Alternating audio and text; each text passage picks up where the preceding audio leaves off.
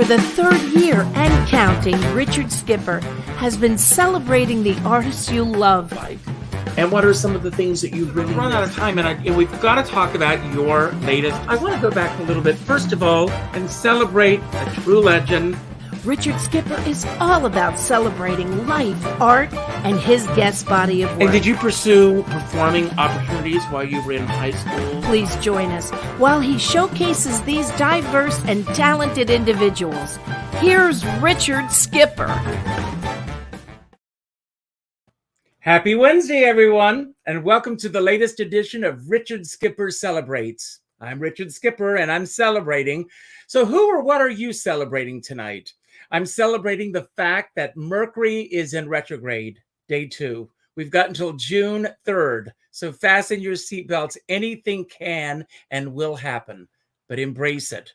It's a time to take a pause, breathe in, and just know that anything can and will happen, and just be prepared for it. So for those of you who are here for the first time, welcome. My show is about celebrating. It's about celebrating life, celebrating art, celebrating artists. And boy, do we have a great artist to celebrate tonight, Lorna Dallas. I have been a fan of Lorna's for quite some time. And I'll tell you a little bit about our history. Years ago, I'm still working on this somewhat, I was working on a project, thanks to my dear friend Carol Channing, celebrating all the women and a few good men who have played Dolly Levi in Hello, Dolly. And I became familiar with the production of Dolly that played in London and the West End, starring Danny LaRue. And the Irene Malloy of that production was Lorna Dallas.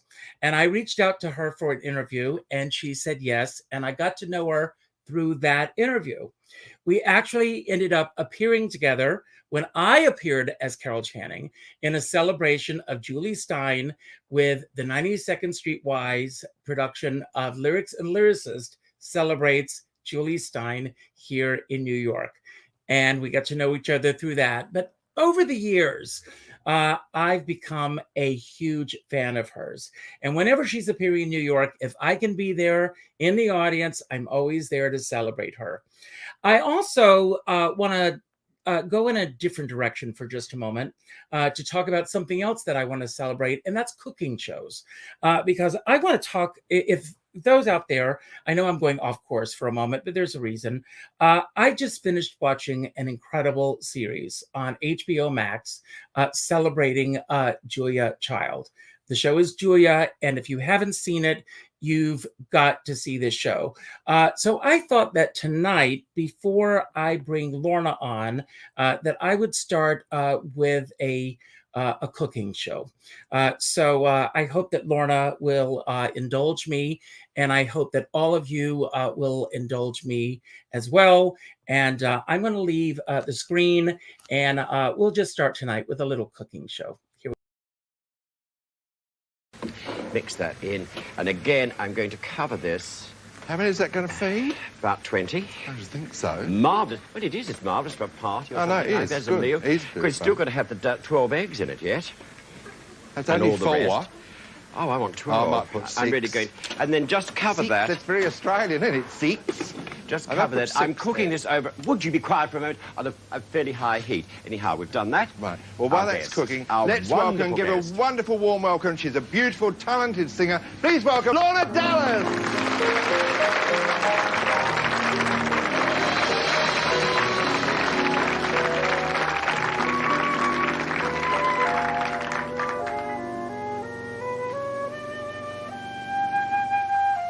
How can I tell you what is in my heart? How can I measure each and every part? How can I tell you how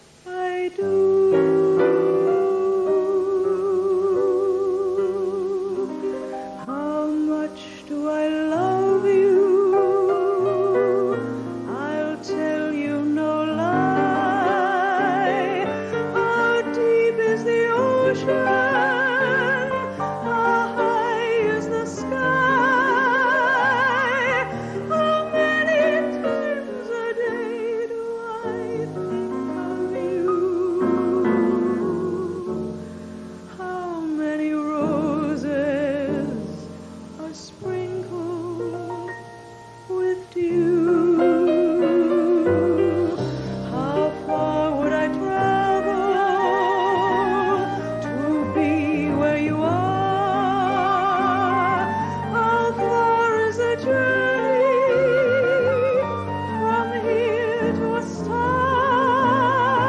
and if I ever let you, how much would I cry?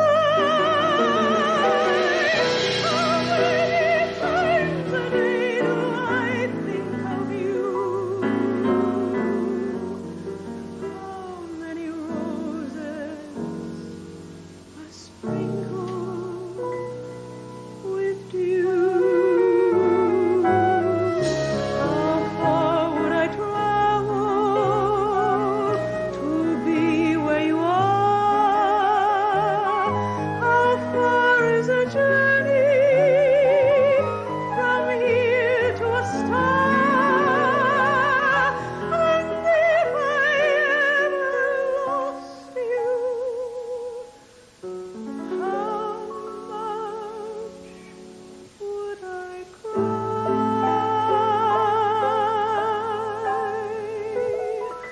How deep is the ocean?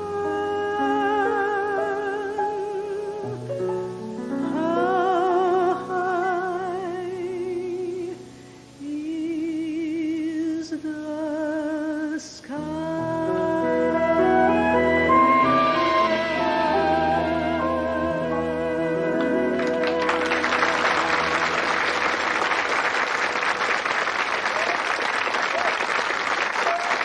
Thank you, Lorna. We'll see, Lorna. Tell us what to do, Pete. Ladies and gentlemen, Lorna Dallas. Lorna, if you just clear the piano and things off the set and set up the dining room, then you can come and join us in the kitchen. Dust it properly, though. All right. Don't Good take girl. long, though. We haven't got long tonight. I said it was a light dish. Now, that's just going under the grill and going to cook carefully, I hope, until the cheese is golden brown and melts. So, what's wrong now? Just turn it down, 'cause the last lot you Be did, you careful. burned it.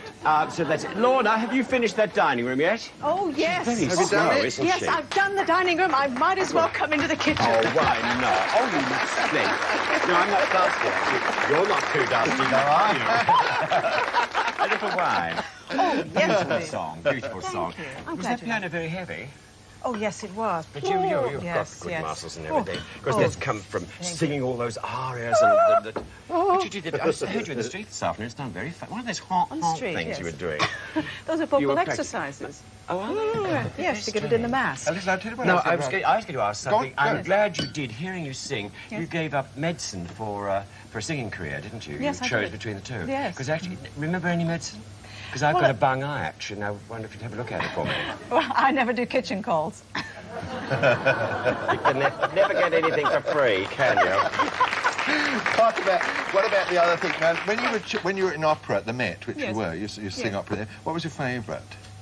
I think Susanna in Major Figaro, because I made my debut in that role, so Oh, lovely, that has to be a yes, favourite. yes. I But think. how did you become an opera singer like that? Because most opera singers, one thinks of being very large, huge people, rather than petite and round elegant. bosoms. We're not being rude, but normally they are huge women, aren't they? Yes, they are. But that's a misconception. Yeah. Today's Is it? different, I think. Yes. You have to have the glamour.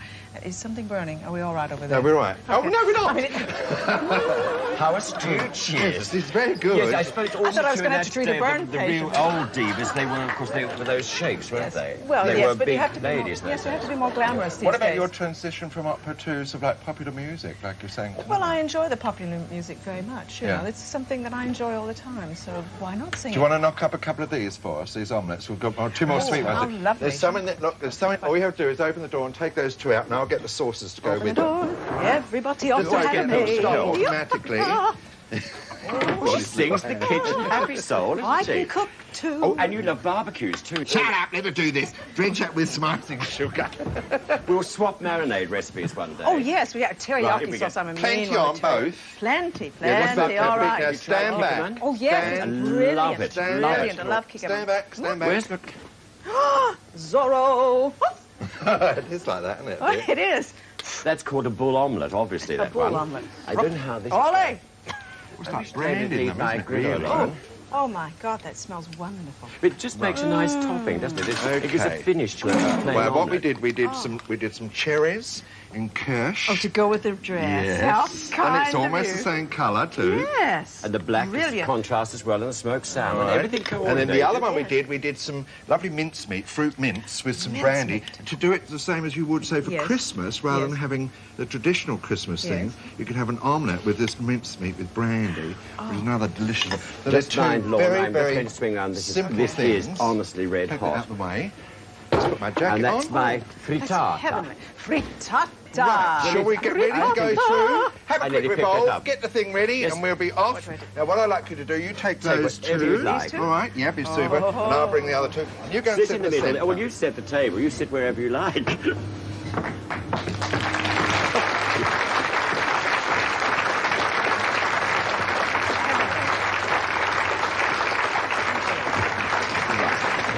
Right. Now, you have decided? We've got another lady the other side.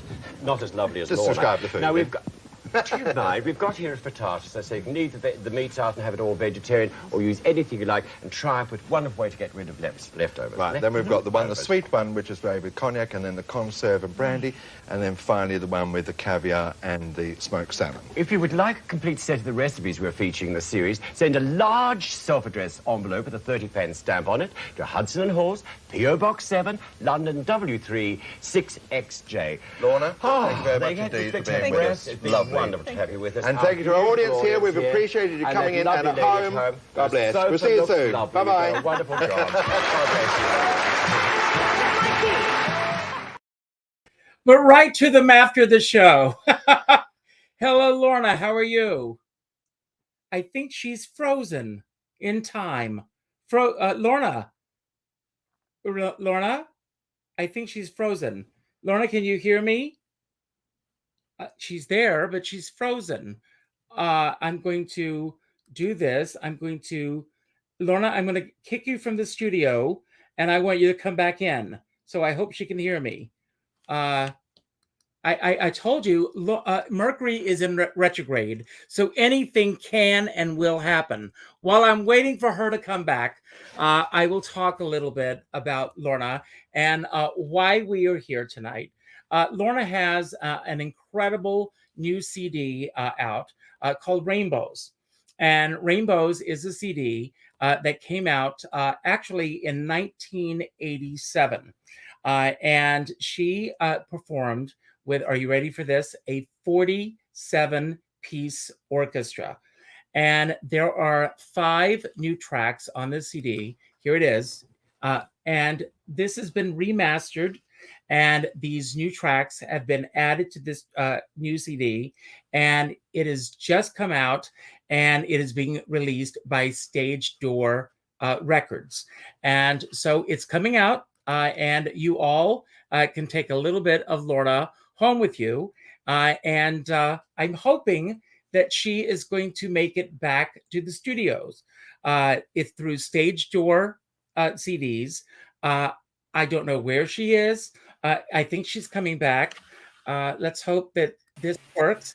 And there she is. Hello. Hello, Lorna. Hi. I was Sorry. telling them all about rainbows.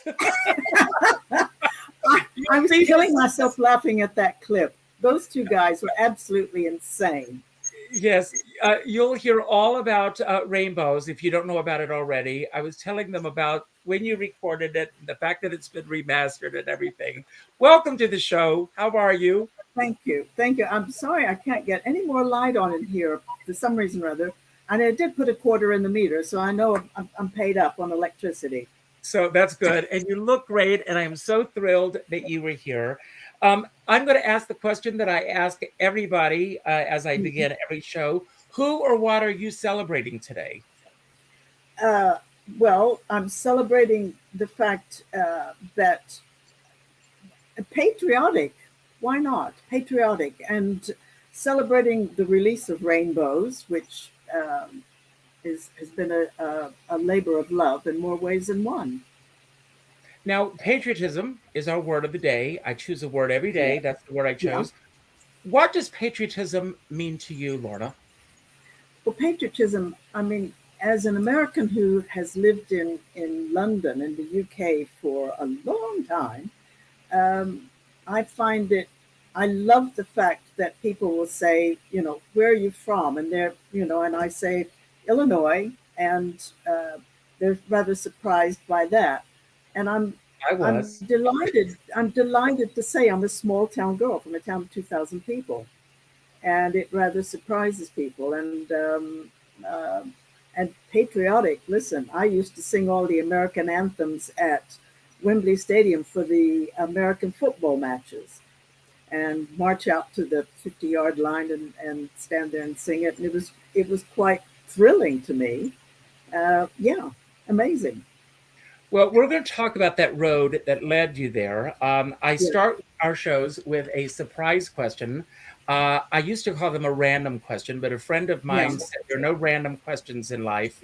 So the Mhm. question I'm going to ask you is, what activity do you enjoy so much that it makes you lose track of time? What activity? Uh, I can I can be out walking the dog and walking along and laughing at golfers doing duffer shots on the golf course where I walked her, and lose complete track of time with that. Just laughing at golfers. That's wonderful. Now, and now where is your home base now? I mean, I know that you travel a Yeah. lot. You're in New York a Mhm. lot, but where do you consider home? Any place you hang your hat, I know, but do you consider your actual home base these days? Where I am at the moment. And at the moment, I'm in New York.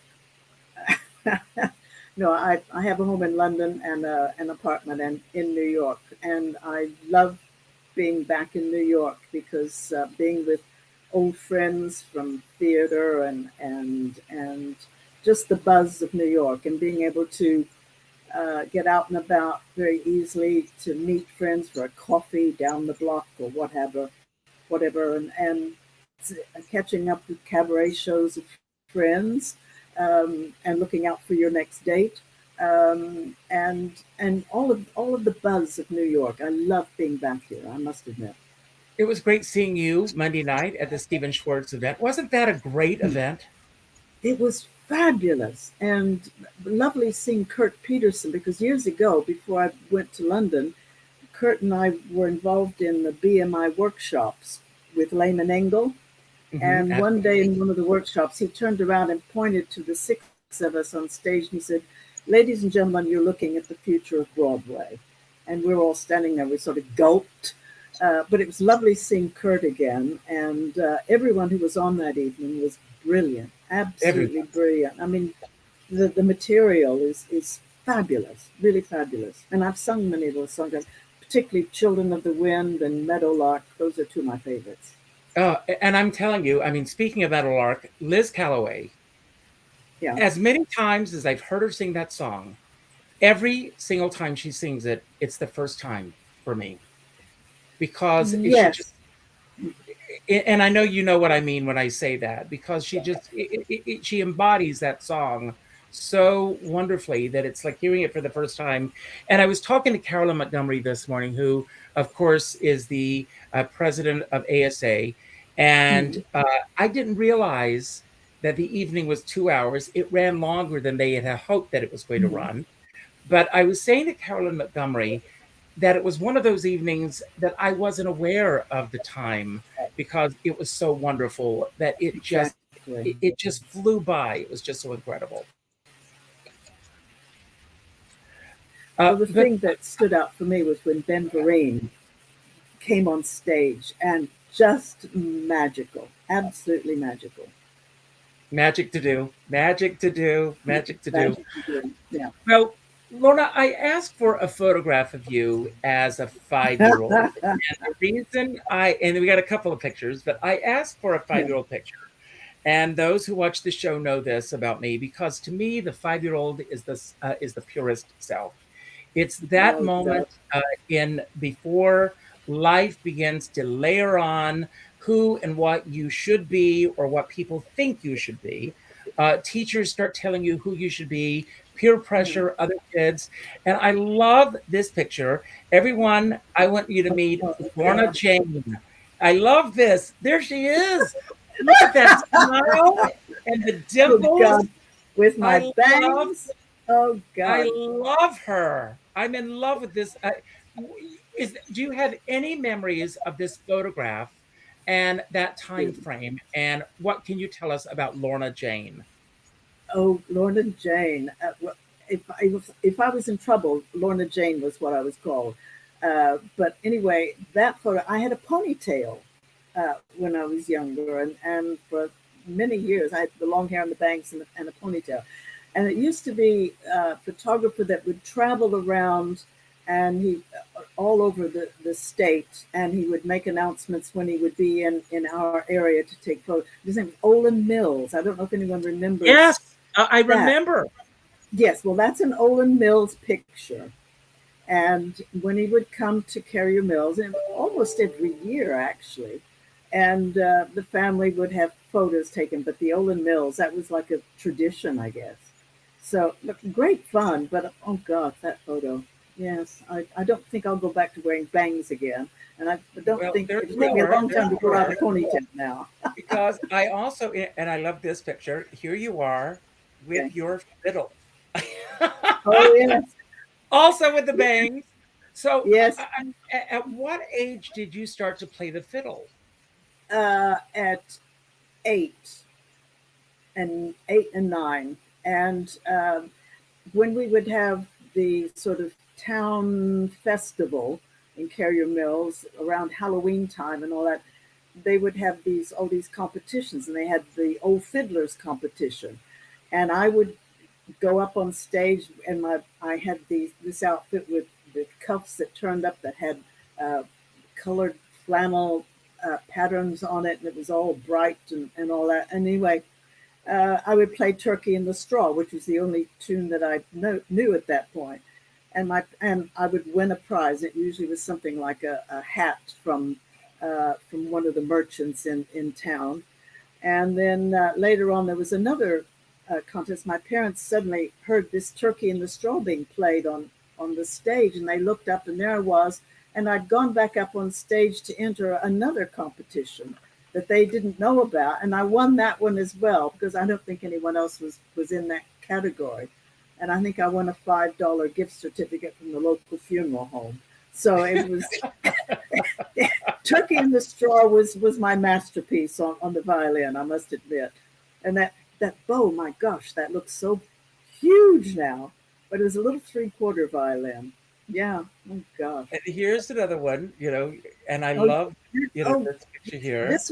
This one was entitled Penny Pincher, because my father was a builder in town, and he helped build the bank there, Egyptian State Bank, and they wanted to have the first deposit in it, and the president said, "Well, Lauren, you can have your daughter Lorna make the first deposit." So I had this big gallon jar of pennies. So that's what's tucked under my arm, and I'm pushing all these pennies out to the teller there. I can't remember his name, but I was the first one to deposit any money into the Egyptian State Bank in Carrier Mills, Illinois. And here you are at 13, and at camp. And Oh gosh, you were really rubbing it in, Richard. well. But, so, obviously, you played the fiddle. It was the fiddle, not the violin, the fiddle. No And more Rose Byrne. yes. But when did you discover that you had this magnificent voice? Did you grow up in a musical household? Brothers and sisters? Do you have siblings? And were they musical as well? My sister, my only sister, 10 years older than me, her name was Ellen, but I always called her Sissy, and subsequently everyone called her Sissy. She had a magnificent voice, and I used to imitate her and try to imitate her, and she was my idol. And she wanted to go into show business, but my parents were dead set against it, because we were from the Bible Belt, and they thought, no, no, the uh, show business was going to be wicked and sinful and all that, and they would not allow her to go into the show business. And growing up, then I, as a 16-year-old, entered a national talent contest sponsored by Coca-Cola, and I kept winning all the heats of it, the local, the area, the district, and then wound up at town hall in New York, and I won the finals. And suddenly my parents could see that it was quite different from what they thought. And Sissy kept saying, look, let her do it, let her do it, it's fine. So at that time, with the Coke contest, I was offered, should I say Coca-Cola? Um, anyway, one of the prizes was a scholarship, or I could take all sorts of offers. There was a Broadway show that was offered to me. I was offered television appearances of all kinds and everything, and it was a lot for a 16-year-old to take in at that point. And fortunately, my parents were very wise in allowing me to make the decision, and I chose to go to university and follow in my sister's footsteps at Indiana University. It was the best decision I made because at Indiana University, I had the most wonderful teacher, and I was allowed to grow up. In I was suddenly on a campus of like 40,000 students at that time, and quite different from a town of 2,000 people. So a lot of things, the world opened up to me at Indiana University. And I had the most wonderful teacher there, Virginia McWaters, who taught me, well, when I auditioned to study with her, she was a tiny little redhead, about 5 foot, barely 5 foot. And she came tottering across the room in these ridiculously high heels, which Sherry Eakin would love. Anyway, she tottered across the room. She took my hand in her face and she said, my dear, a beautiful book has been started. I can only add chapters. And Wow. that was so profound for, at that time, then I was 17, to hear that. And I had had this teacher in school, starting out voice, who was in her 80s, Pearl Sherman. My sister had studied with her. So to go from Mrs. Sherman to this woman, Virginia McWaters, whom I call Miss Mac, I had the most superb, loving mentorship of anyone. I was so darn lucky. And McWaters, as I say, it was not only voice lessons, but it was life lessons. And she used to say to me, Lorna, remember, voice isn't everything. Voice isn't everything. And it took a while for me to understand what she meant by that. Uh, Certainly, when I went to London and I performed with Dame Cleo Laine in Showboat, I suddenly thought, yes, I know what she means. Lyrics, lyrics, lyrics.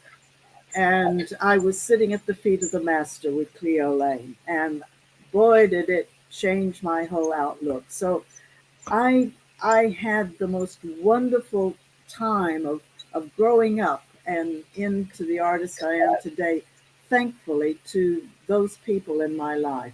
Ah, there I am with Cleo. Yes. Oh, I love that woman. I mean, got my, you mentioned Sherry Eaker. To drop a name, I won my Bistro Award the same year that Dame Cleo Laine got hers. So that to me was like the biggest thing, to be on that stage the same, and Bobby Sherman as well. Bobby Short Yeah. as well. I want to go back for a moment. I'm so it's because it means so much to me that you refer to these mentors and you mention them by name, because that's so important. Going back to these mentors, and you mention also the life lessons that they're teaching you. As this is happening with you, at Yeah. what point do you begin to think, perhaps I could have a career at this? It was in university then that I thought that it would be a career for me. As I said, I decided to change from going into medicine into to music then, and certainly the Coca-Cola contest changed all of that. And in university, Miss McWaters, or Miss Mac, should I say, wanted me desperately to go into opera. And I did a year with the Met, but it wasn't for me. And I was allowed to use that year to really make up my mind that it was musical theater that I really wanted to do. And yes, that set the whole thing. And then, of course, um, the audition, well, crazy adventures of going to London and being cast in Showboat. But before that, in New when I first came to New York, then I met two wonderful people. I met Don Goman, composer, and Hal Hackaday, a lyricist who wrote the lyrics for yes. Peanuts and Minnie's Boys. Yes. And I used to do all their backers auditions. And one of the show basically was Ambassador. And I did all the backers auditions for that, and with John Cullum, who was wonderful. And anyway, they wanted to go to London to get a backing there in West End management. And I said, well, if we can sort it out with my diary, I will go over to London and do it for you. And within 10 days, they rang back and said, is your passport in order? We've got a date to go. And it was in London that we did the backers auditions and raised a ton of money for the show. And it did go on in London and eventually in New York after that. But in the meantime, I had gotten Showboat.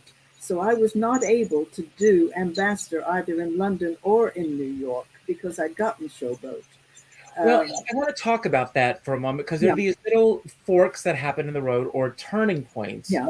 And Showboat, of course, truly changed your life in more ways than one. It did. Really. And how, first of all, I mean, did you have an agent or a manager at the time? How did that audition happen for you? Well, this is crazy because during these backers auditions, they were held at the Dance Centre on Floral Street in London, and in this little studio, that the room was packed, and we were doing like 5-6 of these presentations during the day, and they were like an hour and a half, and it was I was singing all the characters and all the female roles and dialogue and everything. And at the first one in the morning at 10 o'clock, this gentleman at the end of the presentation, he jumped up and he said, oh, my name is Ray Cook. I would love to talk to you. I'm doing a production of Showboat. I'm conducting it. And I said, well, how wonderful. It's a great show and all that. I said, excuse me, but I really have to step outside of the studio and get some fresh air. I need to. And he said, well, I'll walk with you. So he walked with me outside the studios and the end of the block, and he's chatting without Showboat all the way.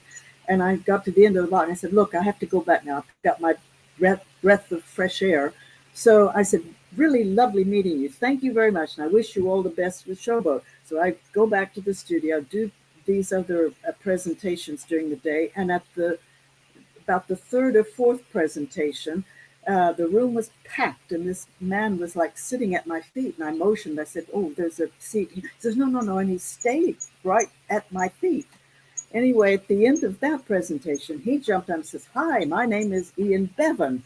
I'm an agent and I'm casting Showboat. I said, how wonderful. Someone else was in earlier about this, And he said, oh, can we talk? And I said, well, I have to go. I said, I have 2 more of these presentations to do, and I just need a breath of fresh air. So he walked me out on the street and walking to the end of the block again. I'm chatting, all that. And at the end of the block, I said, thank you very much. Lovely meeting you. Bye-bye. Go back in and do the rest of the presentations. And then at the end of the week, we'd finished all the presentations. We'd raised a lot of money to do the show. And the producers, we had a wonderful champagne dinner and all. And I was flying out the next day, coming back to New York because I was booked to do a show with Bob Hope in Montreal, and I had to be back in New York to fly on to Montreal. Anyway, um, in the morning, I was out sort of sightseeing in London at the crack of dawn, running up the steps at St. Paul's and all that. And I stopped to make a phone call to the agent there, Felix de Wolf, and to thank him for his courtesy. And the secretary answered and she said, Miss Dallas, we've been trying to reach you all morning. Harold Fielding wants to see you. And I said, Harold Fielding? What? And she said, yes, he wants to see you at Drury Lane Theatre. And at this time, it was 12:27, I think it was.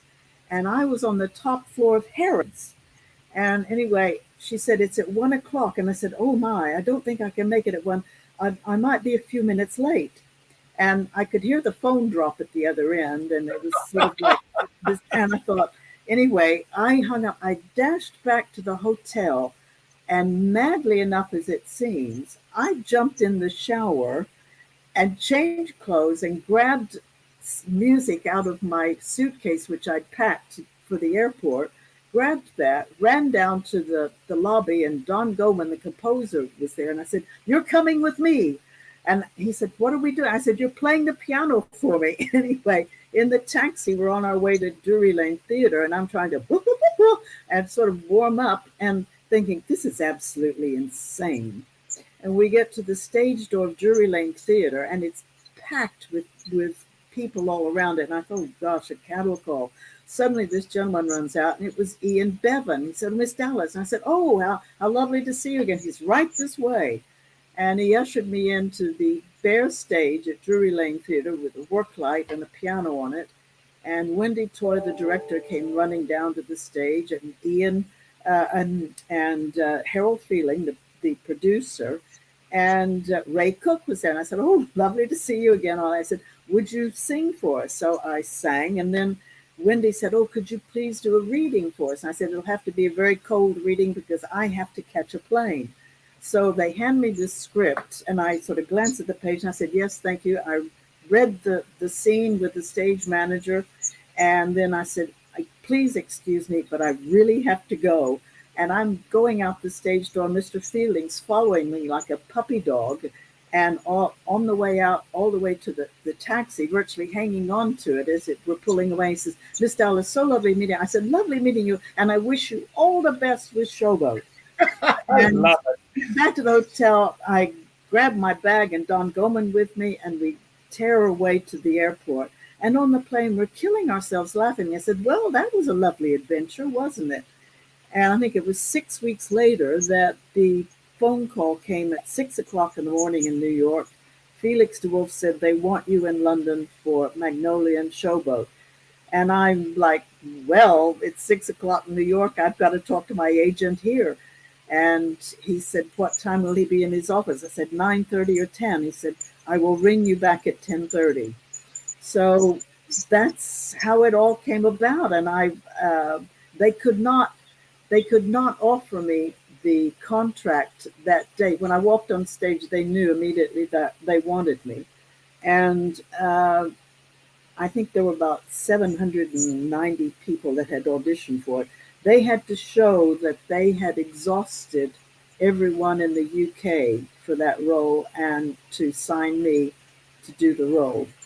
So that was what it was like back then. And I think it was like 6 weeks after I took that phone call, I was on a plane to London with the contract for Showboat.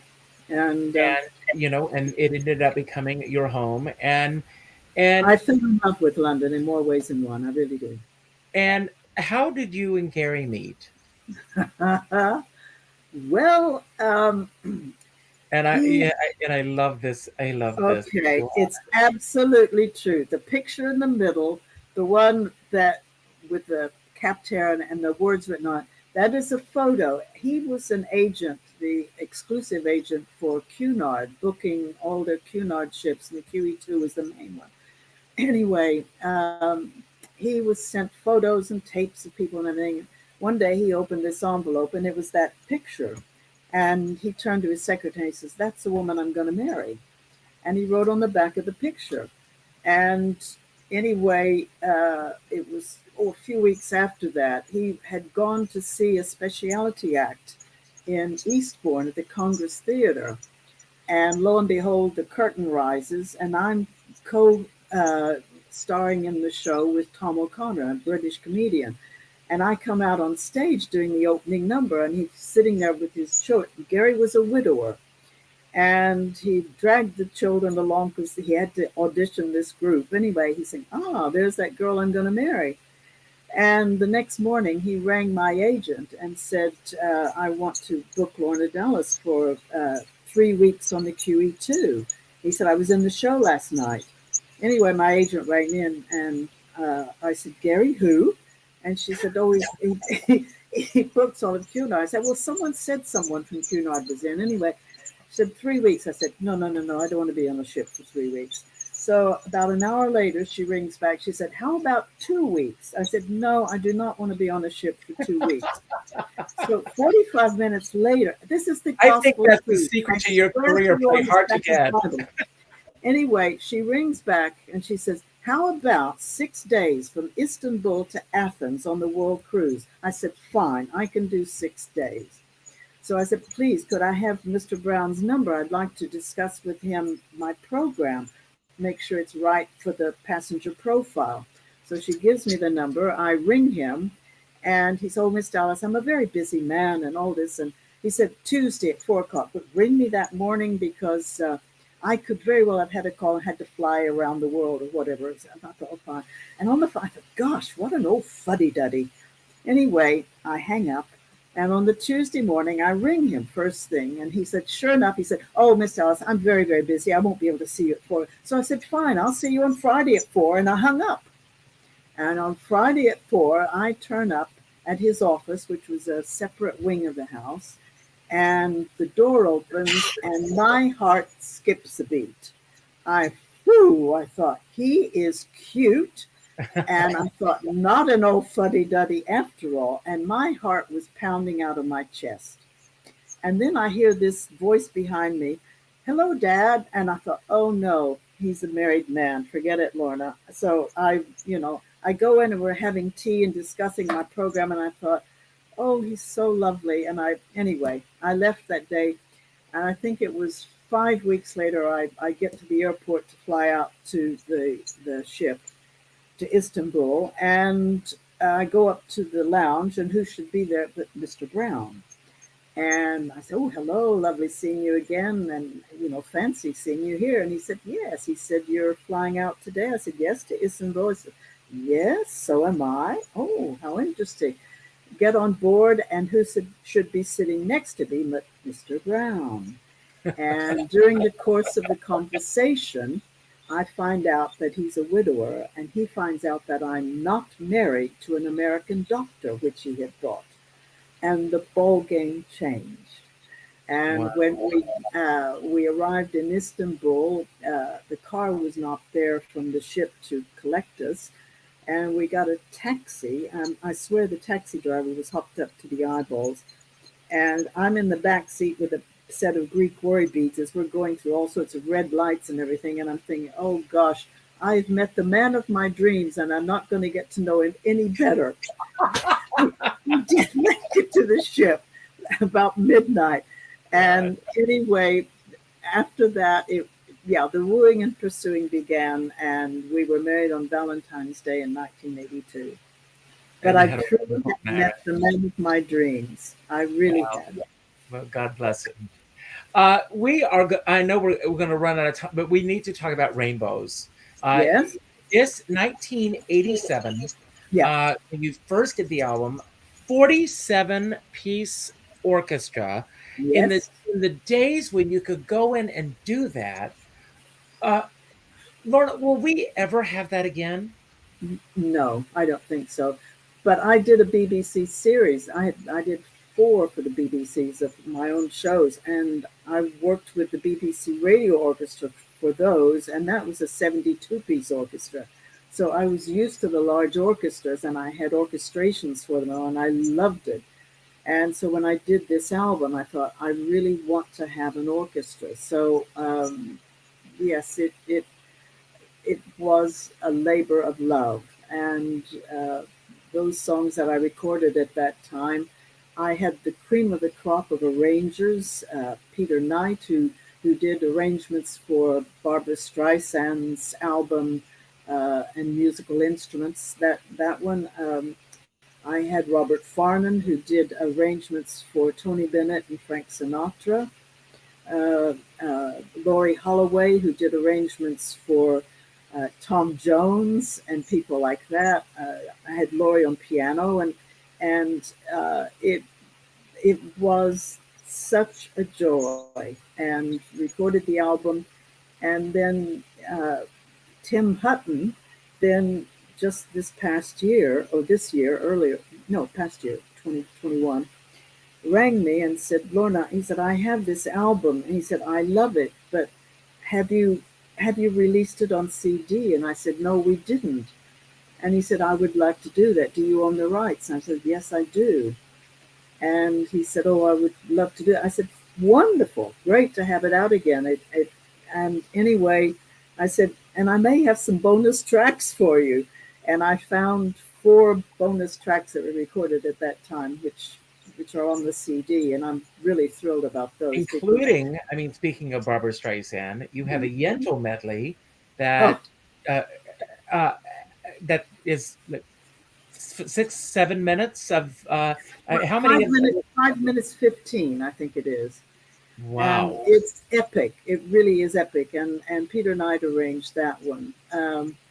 Another song I put on that, My Funny Valentine, which Peter, and that was the last song he ever orchestrated before he died. And of course, My Funny Valentine is special because married on Valentine's Day. Why not? And Moonfall by Rupert Holmes is one of the bonus tracks. And we saw on Monday night. Were you? I mean, did you reconnect with Rupert Holmes on Monday night? Were you able to? I wasn't able. I missed him, so I've got to contact him because I want to get the CD to him. When the album came out, and I sent a copy of the Moonfall track to him, but I was sorry it couldn't go on the album because at that time you were limited about the number of time that could go on the album. And I was advised not to put too many unknown songs on it because of getting airplay. Mm-hmm. So I was talked out of putting Moonfall on at that time, and the Yentl, and Simple, I think it was from Simple from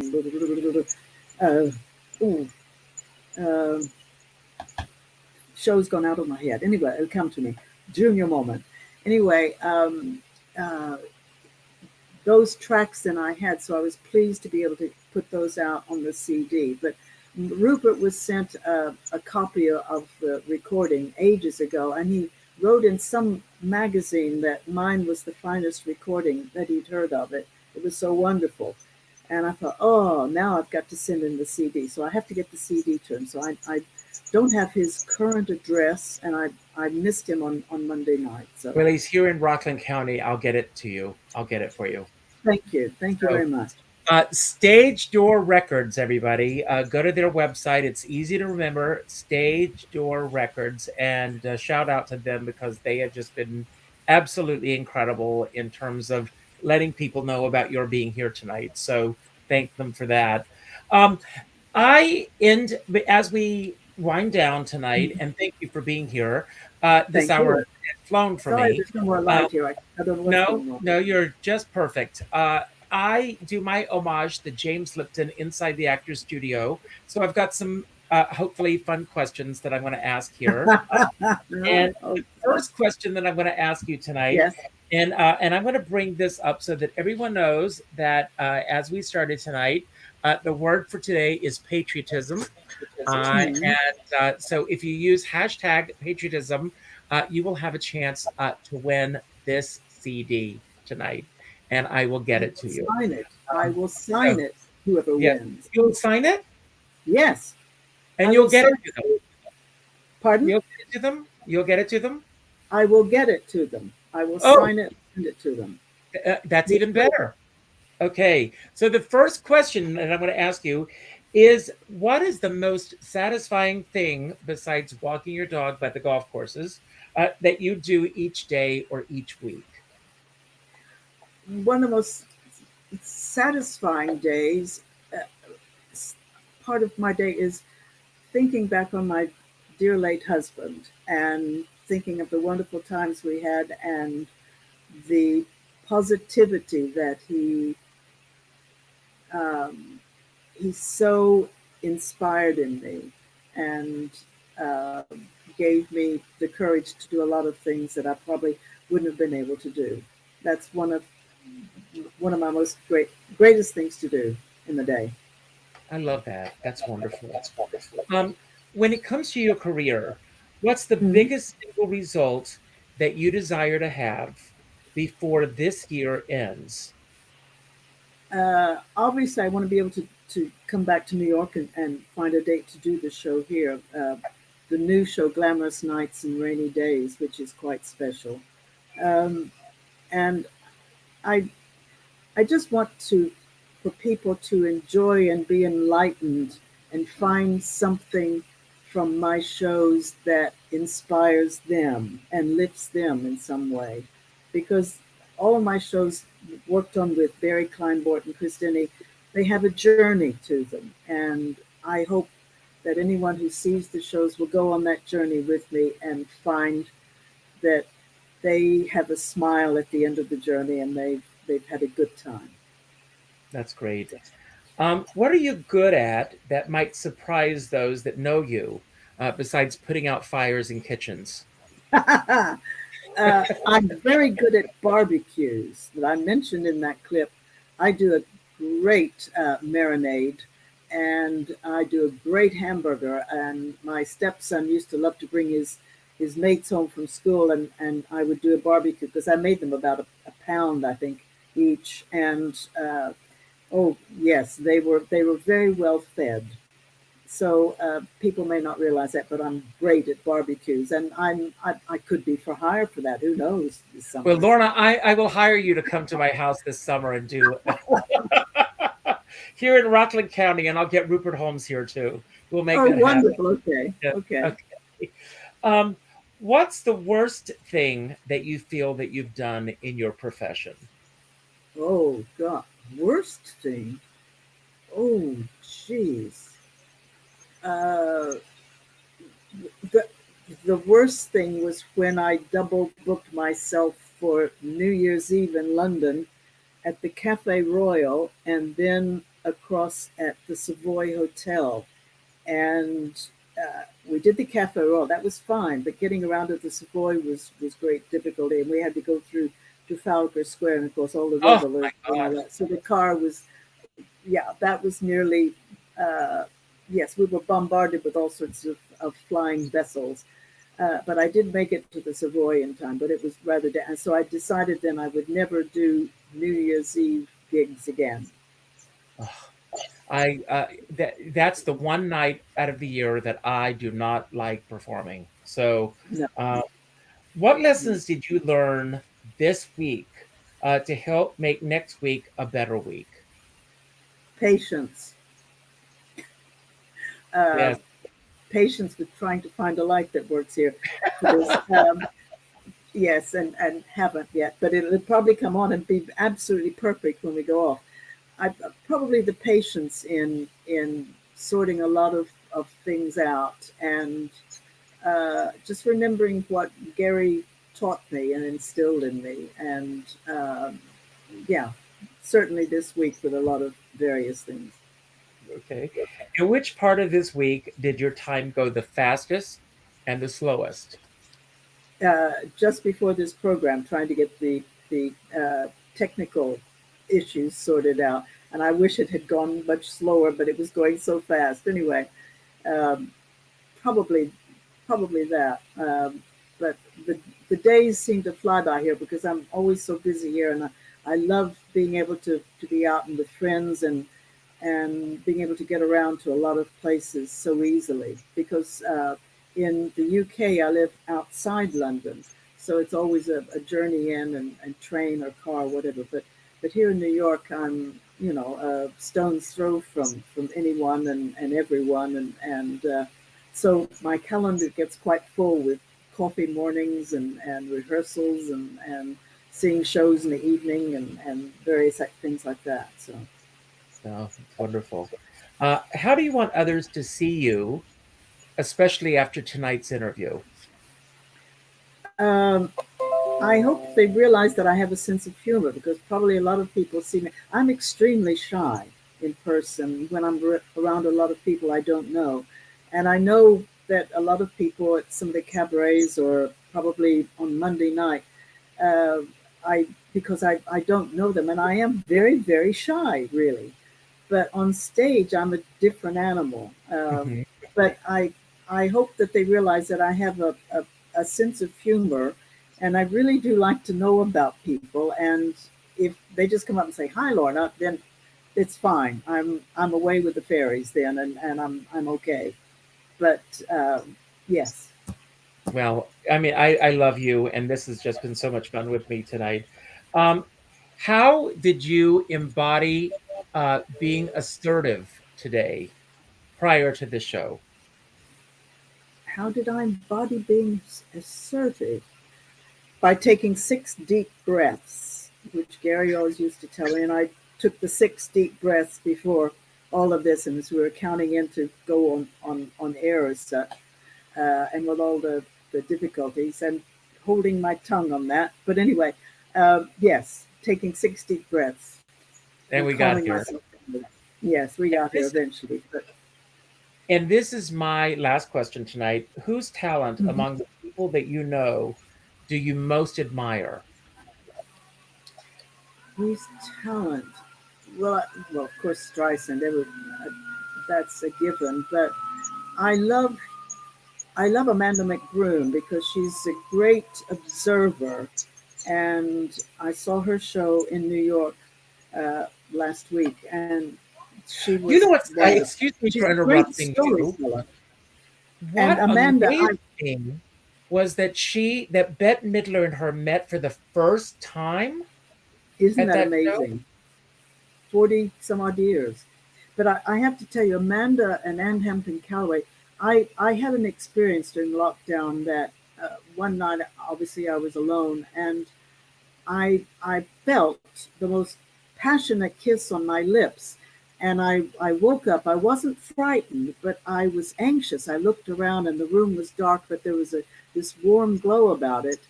And I looked at the clock and it was 2:47 in the morning. And that was the exact time that I Gary died in my arms and went to heaven. And I thought, he's come back to me at a time that I really needed because we've been in lockdown and in isolation on our own for so long and we needed that personal touch again. And he came back to me that night, and I related that experience to several friends. And unbeknownst to me, two lovely ladies, Belinda Wright and Laura Scott in London, commissioned Anne and Amanda to write the a song for me based on that experience and the words that I spoke at Gary's funeral when I said, Gary told me not to mourn him, but to miss him. And uh, I said, yes, I will miss him. I miss looking into his loving eyes and loving smile. I miss his arms around me. I miss his lips on mine, but my heart is full. And Amanda used those words, and the song In My Dreams was written for me, and it is in the new show. And the ladies commissioned that song for me, so it is quite special. Wow, I can't wait to hear it. We're going to give away your CD now, and Mhm. I will show you how this works. I'm going to Okay. go here. I'm going to click on this, and we'll see who our winner is tonight. Let's see here. Doug McAllister. Doug has been working today on creating some merchandise for me. So see, Yeah. Doug, a good deed, and you get something in return. So Hi, thank Doug. you. I'm going to put you in touch with each other, and thank you. Okay. And he'll get the signed CD. I'm going to remove this. Don't go anywhere for a moment, Lorna. I want to say my closing remarks, and then I'm going to leave the screen and give you the chance to say your closing remarks tonight. It can be about anything that we talked about tonight that you want to build upon, anything that we Mhm. didn't talk about that you wish that we had, or just anything you want to say to anyone who's watching right now. Don't worry about how to end the show. As soon as you say goodbye, the credits will roll. And I just want to say to everyone, thank you for being here, first of all. I chose the word patriotism tonight, and patriotism is not just about devotion to country. When I think about patriotism, I think it's about how we treat each other. And I've been thinking a lot lately about how we treat each other. A lot's been going on right now in the theater. The Tony nominations have come out, and people make their predictions on the winners and the losers and everything. I don't weigh in on who got a nomination and who didn't get a nomination. And my reasons for that is because anyone who shows up to do the work is a winner, in my opinion. So I celebrate everybody who shows up. There's been a lot that's been said about the actor in Take Me Out, whose photographs were taken on stage and have been leaked. And now they're putting infrared lights in the theater so that hopefully it will not happen again. Boundaries. Respect the boundaries of an artist on stage doing their job. The same thing happened to Audra McDonald. It's a very difficult thing for an actor on stage to bare their soul and their body, and for someone to cross that boundary and to take a photograph for salacious purposes and to share that, that's not patriotic, in my opinion, on any level. And Beanie Feldstein, and I actually wrote to a critic tonight because she referred to her size on stage. And I said, words matter. So think before you describe a person's physicality on stage. And I want us to all respect each other. And I say this again and again and again. Social media can be an incredible place if we allow it to be. And what we all need to do is there are three elements of social media: liking, commenting, and sharing, if it's going to build up.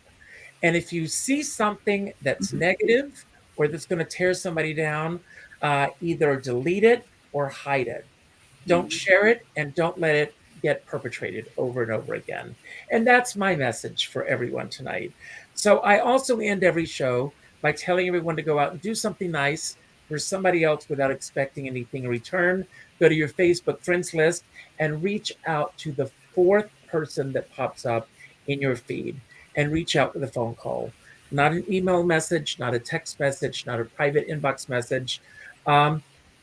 Lorna knows what it's like to lose someone that matters so much to you. I too know that feeling. And so life is precious, and we need to tell those that we love how much they mean to us.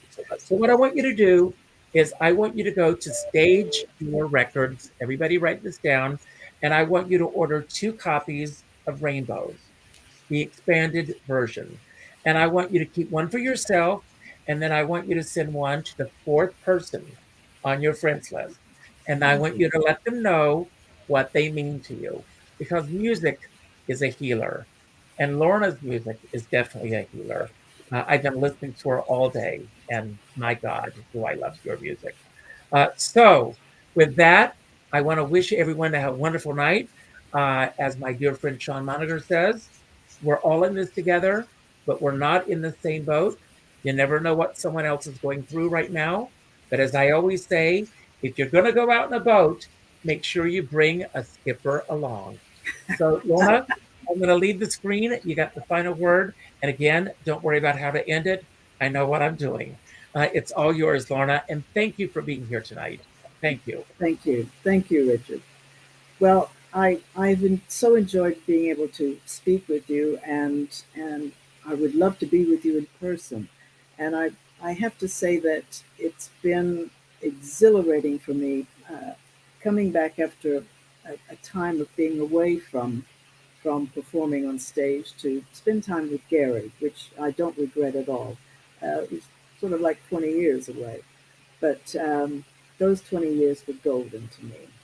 And I hope that you find someone as special in your life as I had in mine. And I still have him as proof of that experience, that dream was. But coming back to the stage, I was so embraced for Sondheim Gala Theatre Royal, Drury Lane, I was so warmly embraced by my peers that evening that it made me feel that I was home again, being back on stage, and how much I really loved it. And I hope that any song that I sing from now on, if you see me in person or hear it, you know it's coming from my heart. I can only sing that way, because music is a joy for me, it's a release, and it is my communication. Um, I've often said that I am the vessel of the song. And if I'm a vessel of a song that reaches you and touches you, wonderful. I've succeeded. And that makes me very happy. I look forward to seeing many of you in the future, on stage, off stage. Please let me know you've watched this show, uh, and do come to a show where I am performing. But most of all, I hope to hear from you one way or the other. And I wish each and every one of you a joyful, happy day full of music. Thank you. Good night.